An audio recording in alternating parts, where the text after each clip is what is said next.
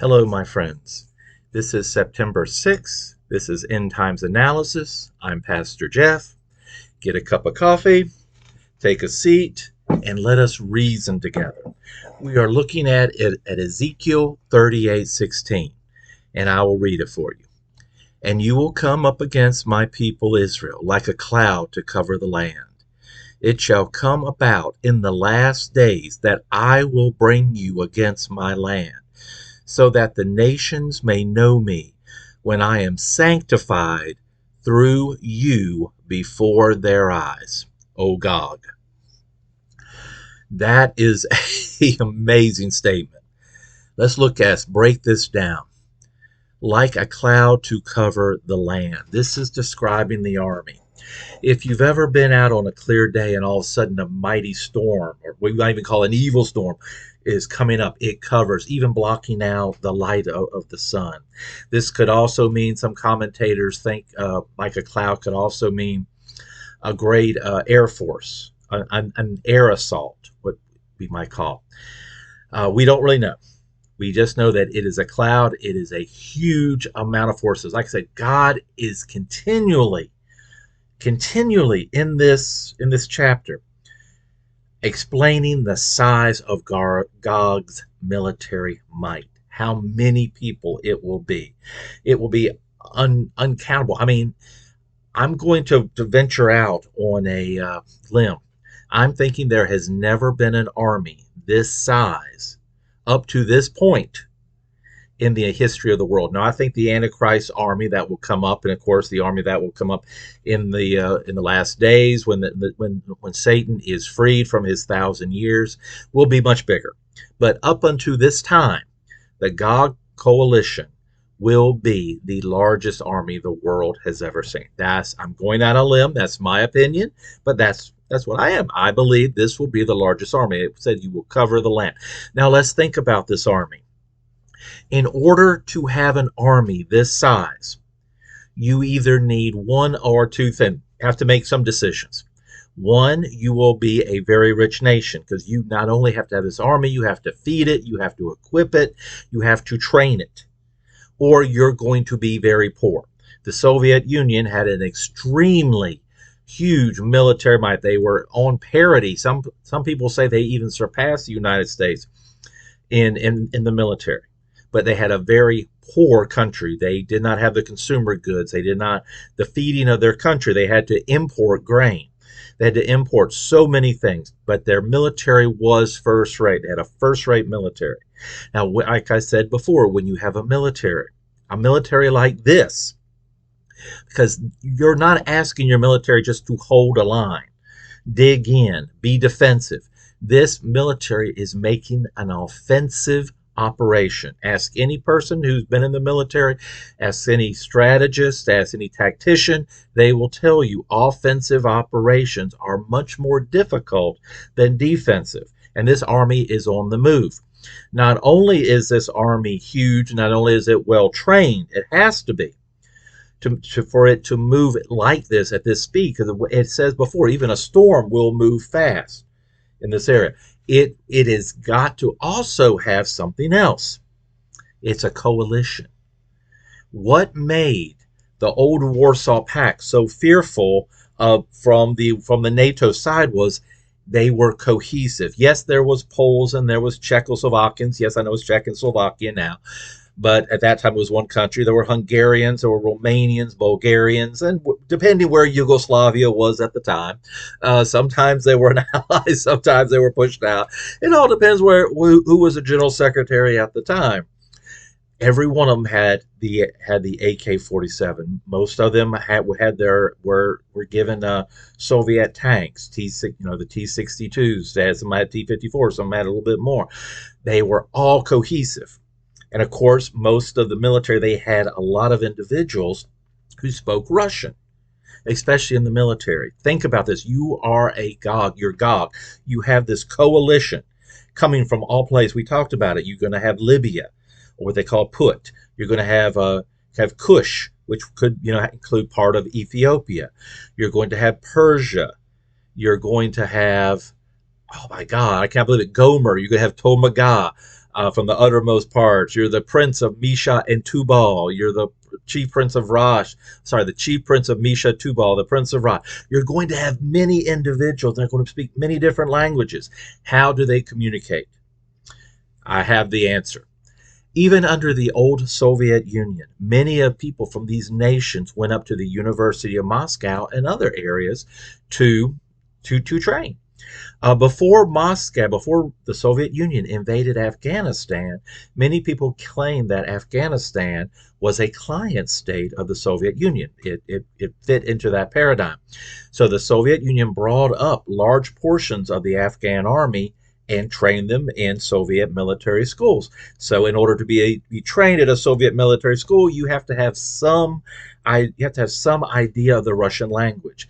Many people in these countries have a smattering or have an understanding of Russian, because even today Russia has opened arm to many of these nations to come up and to be trained in their places. Even Iran, which has been very much isolationist, is now starting to become more and more trained in Russian because they're buying Russian equipment. I think Russia has even agreed to sell some of their best fighter jets to Iran. So if you're going to read the Russian instructions, you got to know a little bit about Russian.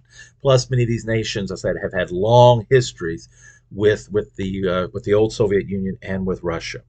So this huge nation that God we read about before is going to be a guard of, is going to watch over, is going to come against. Listen to this, my people.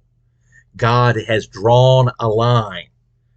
My people. When you say that, that is possessive. My hat, my car, my house. When you said my car, when you say that, that is showing a possession. God is saying this is possession. Now, once again, I'm going to go back to that army a little bit. In order to have an army this size, in order to have a coalition like that that's going to follow you, you must be successful. You must be either willing to be must have a very rich or very poor and have a huge army. What is going to happen to Russia to make it to that point? Because right now their economy is not that good. They have a huge amount of commodities.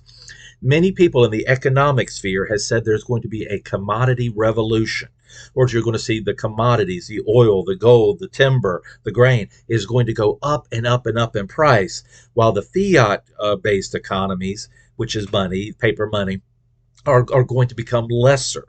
So that would explain if that happens, because Russia's going to have to become very successful.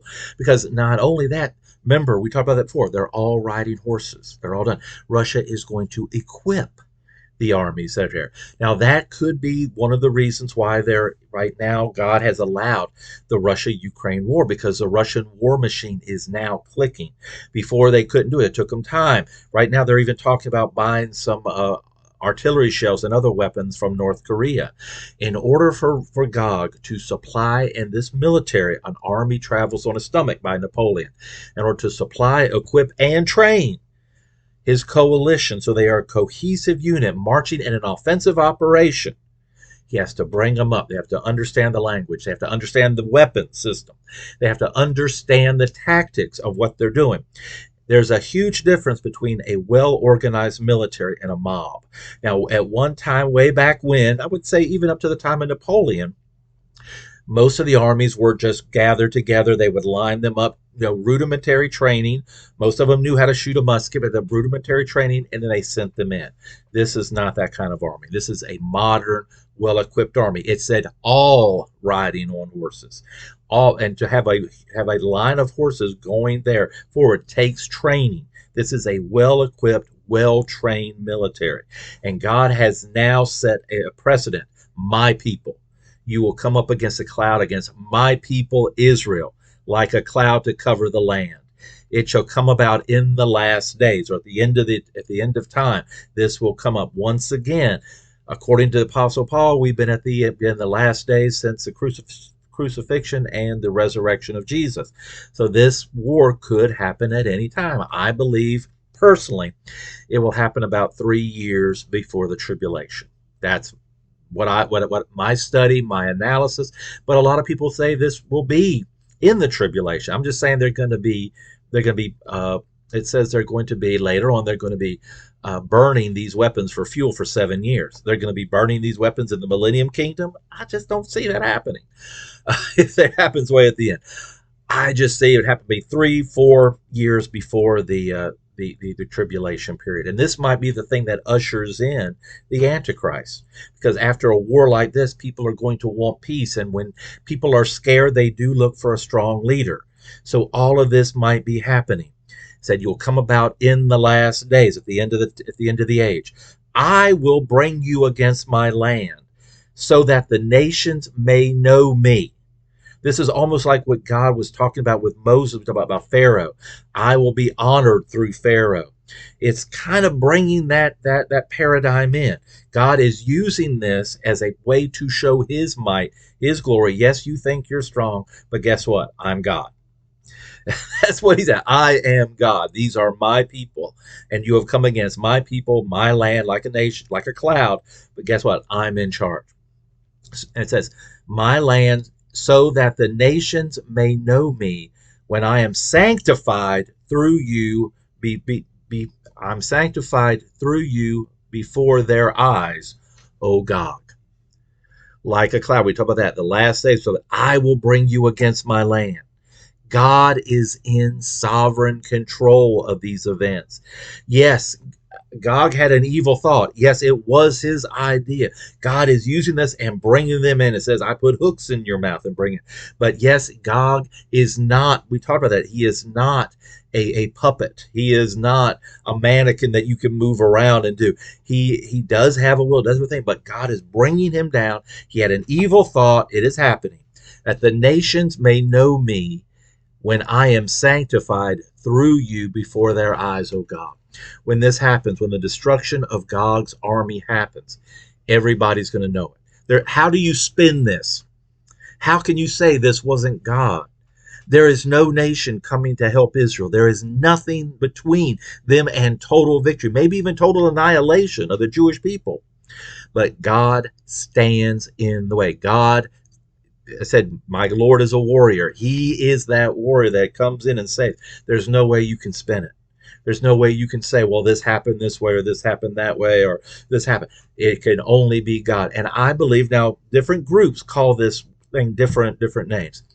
Some people call it awakening. Some people call it a reform. Some people call it a revival. It sounds like I will be sanctified through you before their eyes, the eyes of the people that did it, but also the eyes of the world. This could usher in a great revival amongst the people, not even maybe the land of Gog and all the allied nations, coalition nations, but also all the nations of the world. Because remember that we talked about the Dedan and Sheba and the merchants of Tarshish. They're watching this. They're expecting the loot to come in. They're going to fence the booty. They're going to fence the stuff. And now all of a sudden, all that stuff's going, all their plans are messed up. The banking system was expecting this, and it all went away. So there's going to be, God is going to be honored. And when this happens, people are going to say, well, there is a God. God is there. God is on the throne. God took this huge army and defeated it. My God, what kind of God is this? Because God has set that line. My people, my land. Thank you so much for spending some time with me. If you like this video, enjoy the time, please hit the like button, hit the subscribe. And until I see you next time, until we spend some more time together, my friends, Maranatha.